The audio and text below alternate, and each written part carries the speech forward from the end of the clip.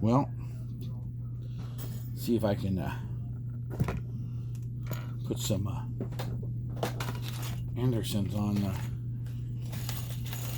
this wire. I love these Anderson connectors.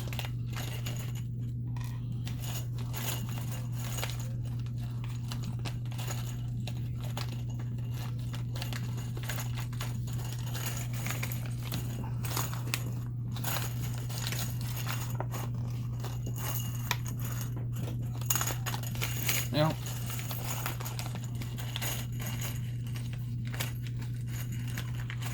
that I guess that one goes on the floor. All right. Looks like the radio is. Hey, what do you know? I can cheat with this one. It looks like. Hey, it's a perfect fit.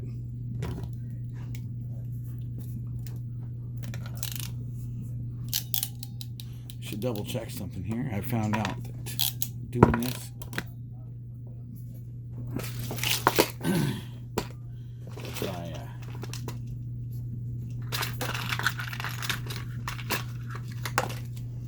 get out my cheat one. There's the red.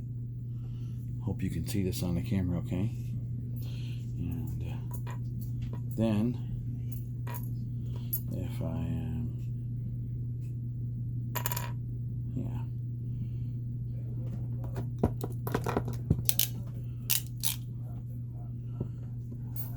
I don't know.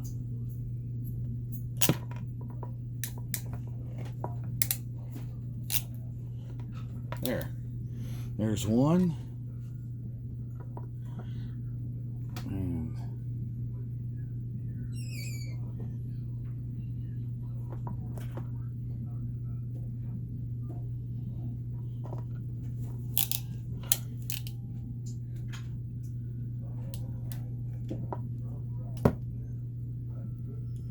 well,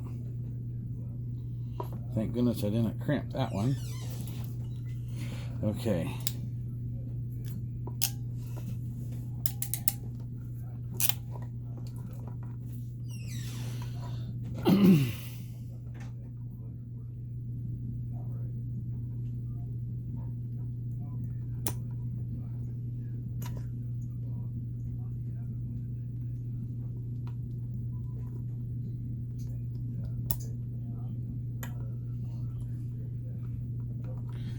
Then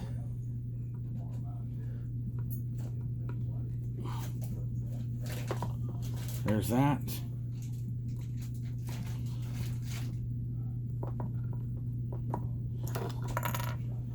So lots of people will take some heat shrink and put up there. I don't know that with this application it's completely necessary.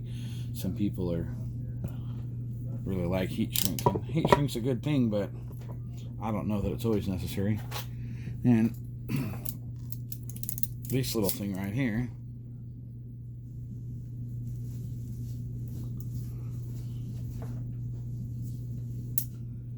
goes in there.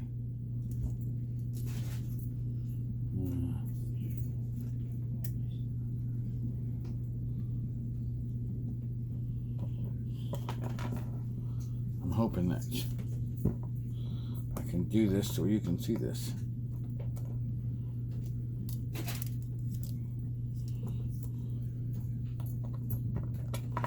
Now, those won't accidentally slide out. Hopefully you can see that okay. Yep.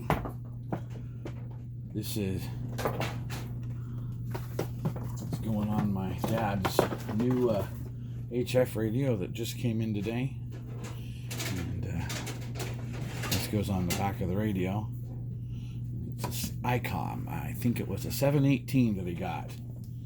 So, for people that don't know anything or much about ham radios, it's kind of a more than one inexpensive ones. It doesn't have a lot of bells and whistles.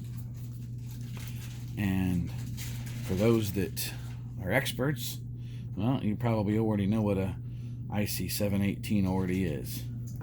So once again, there's my Anderson connectors, and yeah, I've been using Andersons now since 2009, maybe 2008 when I became a ham, but I think it was about a year after getting my ticket that I started using Andersons. And I've got this pair of these. There's a tri-crimp. I've also got, I believe it's West Mountain. I've got another pair, actually brand new, never used them. And I've got the complete die set to change for different applications.